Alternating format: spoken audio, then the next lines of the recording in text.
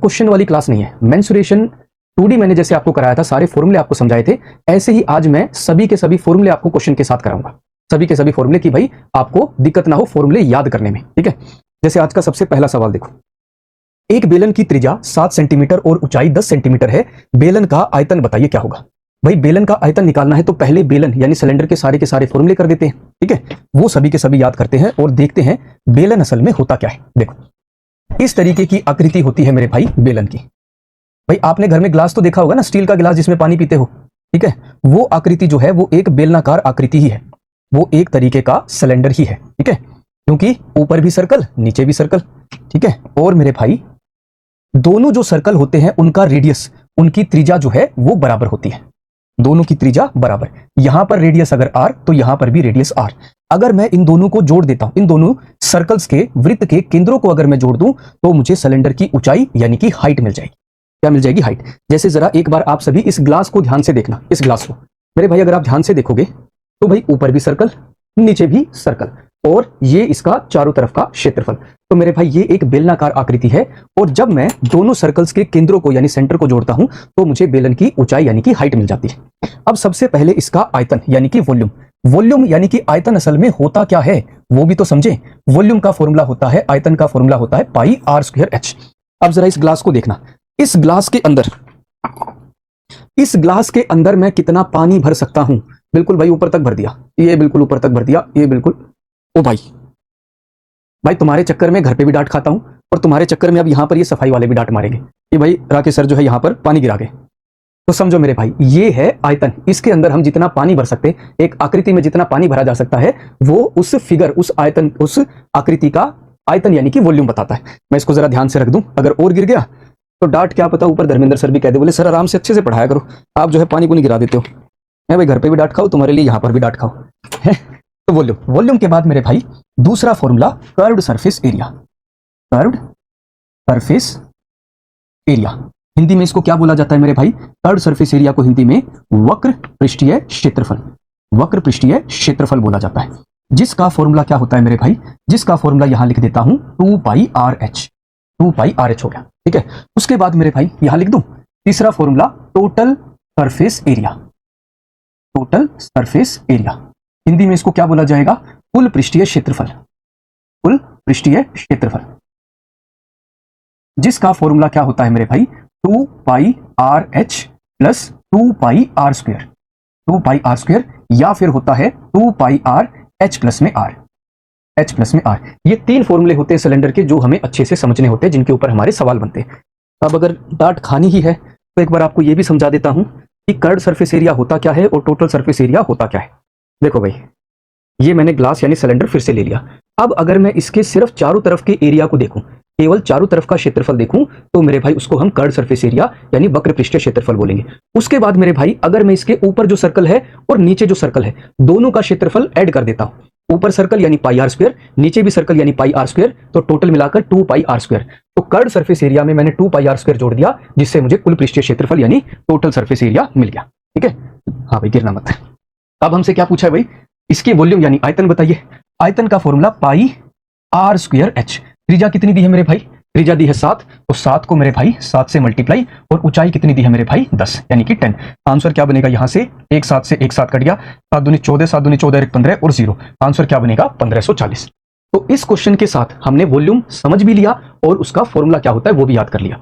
Curved surface area होता क्या है वो भी समझ लिया और कर्व्ड सरफेस एरिया का फॉर्मूला भी समझ लिया। टोटल सरफेस एरिया का फॉर्मूला क्या होता है वो भी समझ लिया और टोटल सरफेस एरिया का फॉर्मूला भी याद कर लिया। अगला सवाल देखो, अगला सवाल देखो भाई, क्वेश्चन नंबर 2। एक बेलन के आधार की त्रिज्या 7 सेंटीमीटर और ऊंचाई 10 सेंटीमीटर है, इसका वक्र पृष्ठीय क्षेत्रफल बताइए क्या होगा। वक्र पृष्ठीय क्षेत्रफल यानी कर्व्ड सरफेस एरिया का फॉर्मूला क्या होता है? 2 पाई RH। 2 मल्टीप्लाई पाई की वैल्यू कितनी? 22/7।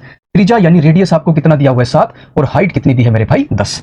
यहां से मेरे भाई 1 7 से 1 7 कट गया, 2 गुणा में 22 कितना? 44, 44 को 10 से मल्टीप्लाई करेंगे, आंसर क्या हो जाएगा? 440, 440 हमारा आंसर, ठीक है।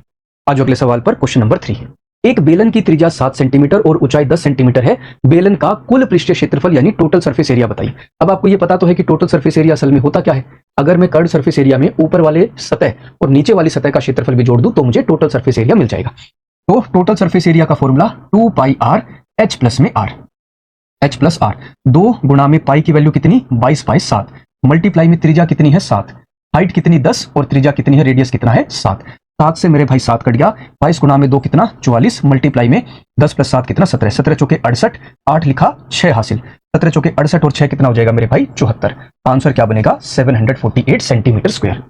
चलो ये भी अच्छे से क्लियर हुआ। अगला क्वेश्चन देखो, एक शंकु की त्रिज्या 7 सेंटीमीटर और ऊंचाई 12 सेंटीमीटर है, शंकु का आयतन बताइए क्या होगा। अब बारी किसकी आई, शंकु की। अगर शंकु की बारी है तो इसके सारे के सारे फॉर्मूले अच्छे से कर लेते हैं, और जब हमें फिगर का अच्छे से पता हो कि शंकु की फिगर कैसी होती है तो हम क्वेश्चन को बहुत आसानी से कर पाएंगे। भाई जब आपका सिलेक्शन हो जाएगा ना, तो सिलेक्शन होने के बाद कई बार आपकी जैसे पोस्टिंग हो जाए मान लो लद्दाख में, ठीक है, या फिर कहीं कश्मीर में ऊपर पोस्टिंग हो गई, तो भाई आपको कहाँ रहना पड़ेगा, टेंट में रहना पड़ेगा। और टेंट की जो आकृति होती है वो एक तरीके का ही होता है, ठीक है, जिसमें आधार जो होता है वो होता है एक सर्कल। आधार जो है मेरे भाई वो हो गया एक सर्कल, और इस तरीके से ऊपर नोकीला भाग। अगर मैं इसके केंद्र को देखूं, इस सर्कल की त्रिज्या को देखूं, ये हो गई त्रिज्या, ये क्या हो गया मेरे भाई रेडियस हो गया। अगर मैं इस सर्कल के सेंटर को ऊपर वाले पॉइंट से जोड़ देता हूं तो मुझे यहां पर इस शंकु की ऊंचाई यानी कि हाइट मिल जाएगी, ठीक है। अब एक इंपॉर्टेंट प्रॉपर्टी यहां पर क्या है कि ऊंचाई और त्रिज्या के बीच में 90 डिग्री यानी 90 डिग्री का एंगल बनता है, और 90 के सामने वाली साइड को हम क्या बोलते हैं, slant height. Slant height Hindi में क्या बोला जाता है, त्रियक ऊंचाई बोला जाता है। हिंदी में क्या बोलेंगे, इसको त्रियक ऊंचाई बोल देंगे, ठीक है। अब सबसे पहले इसके वॉल्यूम यानी कि आयतन का फॉर्मूला, आयतन का फॉर्मूला 1/3 पाई r स्क्वायर h। क्या मैं कर्ड सरफेस एरिया को CSA लिख दूं, कर्ड सरफेस एरिया यानी वक्र पृष्ठीय क्षेत्रफल, जिसका फॉर्मूला होता है पाई r l, और l क्या है मेरे भाई यहां पर स्लैंट हाइट यानी कि त्रियक ऊंचाई। फिर मेरे भाई टोटल सरफेस एरिया यानी कुल पृष्ठीय क्षेत्रफल, जिसका फॉर्मूला होता है पाई r l, प्लस में आधार वृत्त है उसका क्षेत्रफल यानी एरिया ऐड कर देंगे पाई r स्क्वायर, यानी फॉर्मूला क्या बनेगा पाई r l प्लस में r। अब एक प्रॉपर्टी मैंने आपको क्या बताई थी, ऊंचाई और त्रिज्या के बीच में 90 डिग्री का एंगल बनता है, तो यहां से एक प्रॉपर्टी और निकल कर आई कि भाई त्रियक ऊंचाई का वर्ग किसके बराबर होता है, ऊंचाई के वर्ग प्लस में त्रिज्या के वर्ग के बराबर। पाइथागोरस थ्योरम, पाइथागोरस प्रमेय से, according to Pythagoras theorem the square of the slant height is equal to the sum of square of height plus square of radius. तो अब हमसे क्या पूछा है, इसके वॉल्यूम यानी कि आयतन पूछा है। आयतन मेरे भाई 1/3, पाई का मतलब क्या हुआ 22/7, त्रिज्या यानी रेडियस आपको कितना दिया हुआ है 7, तो 7 का वर्ग, और ऊंचाई कितनी दी है मेरे भाई 12। सोल्व करते हैं इसको, यहाँ 7 से मेरे भाई 7 कट गया, 3 से 12 कितने पर जाएगा 4 पर, मेरे भाई 22 गुणा में 7 कितना हो जाएगा 154। 154 को 4 से मल्टीप्लाई करेंगे, 4 चौक 16 हासिल 1, 20 और 1 21, 2 हासिल 4 और 2 कितना 6। आंसर क्या बनेगा 616 घन क्यूब, घन सेंटीमीटर, 616 सेंटीमीटर क्यूब। कोई रिकॉर्डेड क्लास नहीं है बेटा जी। अगर आप ये सर आप डेली क्लास RW ऑफिस से लेते हैं, हाँ बेटा जी लगभग जो है RW ऑफिस से क्लास हो जाती है, और कोई रिकॉर्डेड क्लास नहीं है। अगर आपको ये लग रहा है कि भाई रिकॉर्डेड क्लास है, तो नहीं, कोई रिकॉर्डेड क्लास नहीं है। टाइम आपके सामने चल रहा है, 8:34 हो चुके हैं, सर्कल कर दिया, कोई रिकॉर्डेड क्लास नहीं है, ठीक है। अगला क्वेश्चन देखो, एक शंकु की त्रिज्या 5 सेंटीमीटर और ऊंचाई 12 सेंटीमीटर है, शंकु की त्रियक ऊंचाई यानी कि स्लैंट हाइट बताइए क्या होगी। इसके ऊपर अभी तो मैंने आपको प्रॉपर्टी बताई कि त्रियक ऊंचाई का वर्ग किसके बराबर होता है, ऊंचाई के वर्ग प्लस में त्रिज्या के वर्ग के बराबर। Square of slant height is equal to the sum of square of height plus square of radius. तो यहां से त्रियक ऊंचाई का वर्ग किसके बराबर बना 144 प्लस में 25 यानी कितना हो गया 169 हो गया। तो यहां से त्रियक ऊंचाई यानी स्लैंट हाइट कितनी हो जाएगी 169 का स्क्वायर रूट यानी कितना बना 30। ऑप्शन सी हमारा आंसर होगा। ठीक है मेरे भाई, घर पर सर इसलिए क्लास नहीं लेते होंगे क्योंकि भाभी जी चिल्लाते होंगे। बेटा जी ऐसे शब्दों का इस्तेमाल नहीं करना चाहिए, ठीक है। अगर उसका साथ नहीं होता तो मैं वाकई में इतने अच्छे से नहीं पढ़ा पाता। ये मैं आपको सच्चाई बता रहा हूं कि उसके साथ देने की वजह से ही जो आज पढ़ाने में मेरा थोड़ा बहुत नाम हुआ है वो उसी की वजह से है।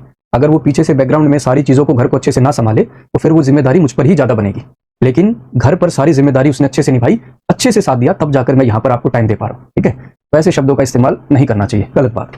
आज अगले सवाल पर, एक शंकु की त्रिज्या 7 सेंटीमीटर और त्रियक ऊंचाई 10 सेंटीमीटर है, शंकु का वक्र पृष्ठीय क्षेत्रफल यानी कर्ड सरफेस एरिया बताइए क्या होगा।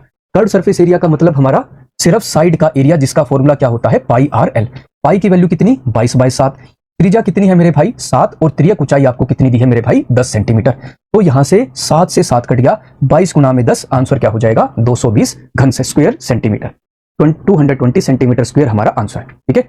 अगला क्वेश्चन देखो, एक शंकु की त्रिज्या 7 सेंटीमीटर और त्रियक ऊंचाई 10 सेंटीमीटर है, शंकु का कुल पृष्ठीय क्षेत्रफल यानी कि टोटल सरफेस एरिया बताइए क्या होगा।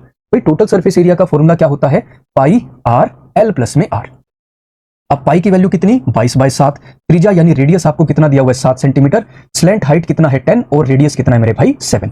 तो यहां 7 से 7 कट गया, आंसर क्या बनेगा 22 मल्टीप्लाई में 17, 17 दूनी 34 और 3 कितना मेरे भाई 37, आंसर क्या बनेगा 374। उम्मीद करता हूं कि इन सवालों के साथ जो भी आपको फॉर्मूले याद करने में दिक्कत हो रही थी वो फॉर्मूले अच्छे से हो गए होंगे। ठीक है। अगला सवाल देखो भाई, एक घनाभ की लंबाई 10 सेंटीमीटर और चौड़ाई 8 सेंटीमीटर और ऊंचाई 5 सेंटीमीटर है, घनाभ का आयतन बताइए क्या होगा। भाई घनाभ असल में होता क्या है पहले तो उसको समझते हैं।